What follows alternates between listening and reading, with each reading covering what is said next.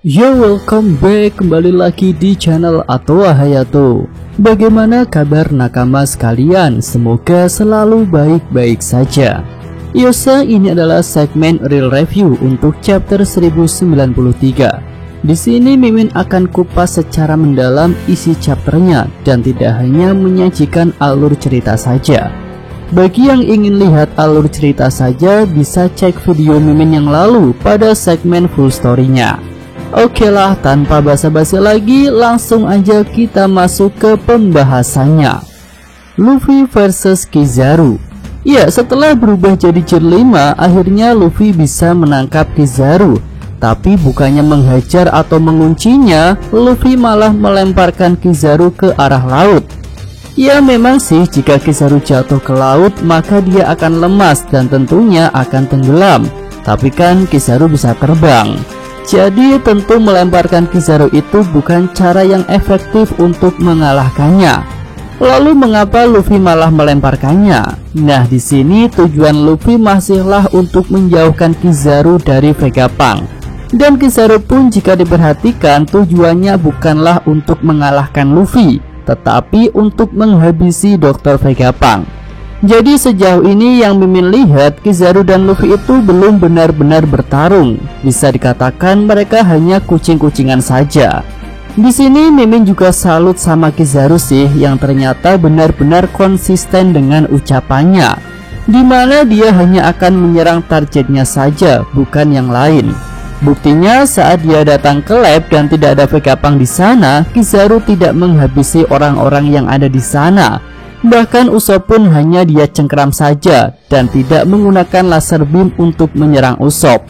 Lalu di chapter ini kita juga bisa melihat kekuatan menarik dari Kizaru yang ternyata dapat membuat klon cahaya, dan itu overpower sih jika bisa digunakan dengan baik dan dalam jumlah yang sangat banyak. Tapi tentunya teknik untuk membuat klon banyak seperti itu akan menguras banyak tenaga dan stamina. Jadi sepertinya Kizaru tidak bisa menggunakan kemampuan klon banyak itu untuk beberapa kali. Nah, kemudian Mimin sangat terkesan dengan kemampuan imajinasi Luffy yang membuat dirinya bisa memantulkan cahaya hingga menjadi seperti lampu atau bahkan matahari di Pulau Egghead. Nah, jika diperhatikan, tubuh Luffy itu kan adalah karet, yang seharusnya karet adalah bahan yang cenderung menyerap cahaya, bukan memantulkannya.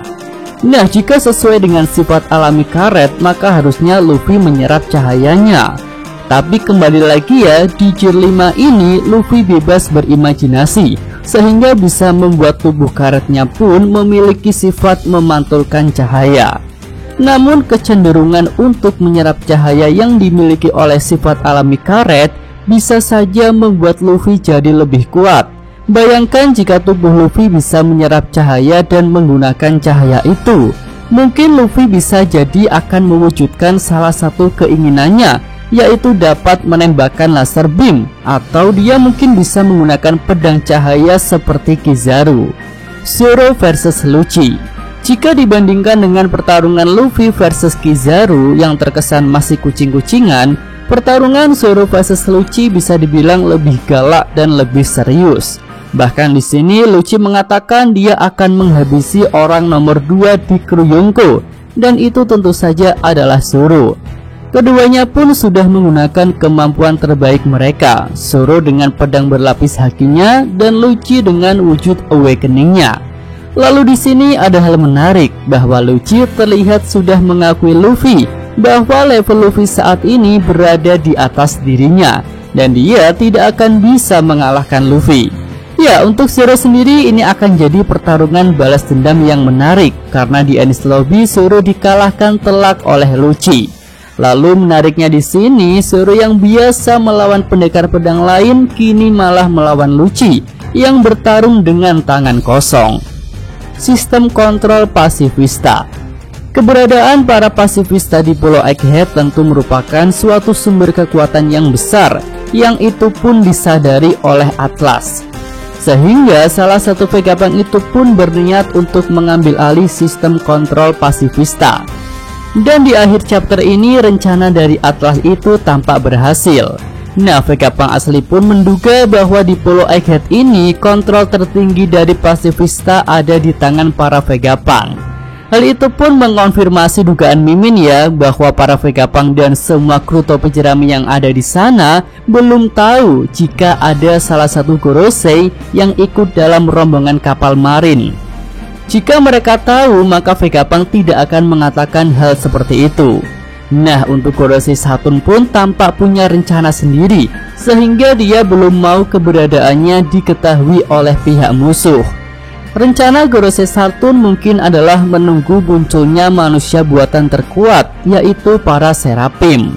Saat ini para Seraphim masih dikurung dalam gelembung batu laut, dan mungkin para Vegapunk akan membebaskan mereka agar bisa membantu membereskan para prajurit marin yang banyak sekali itu. Ya, para Vegapunk tentu tak khawatir jika komando para Seraphim akan diambil alih, karena mereka merasa komando Vegapunk lah yang tertinggi di pulau ini. Dan ketika para Vegapunk mengeluarkan Seraphim, maka saat itu Gorosei Saturn akan muncul dan mengambil alih semua perintah Seraphim dan pasifista. Nah, jika hal itu terjadi, maka akan jadi masalah yang besar bagi kubu Vegapunk dan juga Luffy. Berapa usia Bonnie sebenarnya?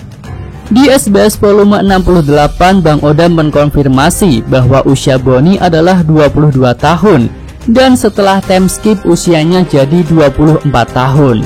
Namun di chapter ini muncul suatu hal yang sangat ambigu dengan fakta itu. Ya, di sini Vegapunk menganggap Bonnie bukan sebagai salah satu supernova yang punya harga buronan tinggi dan kemampuan Devil Fruits yang bagus, tetapi malah menganggap Bonnie sebagai gadis kecil yang tak berdaya yang menunggu untuk diselamatkan. Lalu sebelumnya ketika bertemu Kizaru, Admiral itu juga mengatakan suatu hal yang menarik, yaitu anak-anak sekarang cepat sekali besarnya. Ya, sekilas perkataan Kizaru itu terlihat bercanda untuk mengomentari sosok Bonnie yang sudah besar. Tapi jika dikaitkan dengan perkataan Vegapunk di chapter ini, ada kemungkinan jika Bonnie yang kita lihat bukanlah Bonnie di usia yang sebenarnya. Oke, itu aja pembahasan Mimin untuk segmen Duel Review chapter 1093 ini. Yosa Mimin atau Hayato, terima kasih.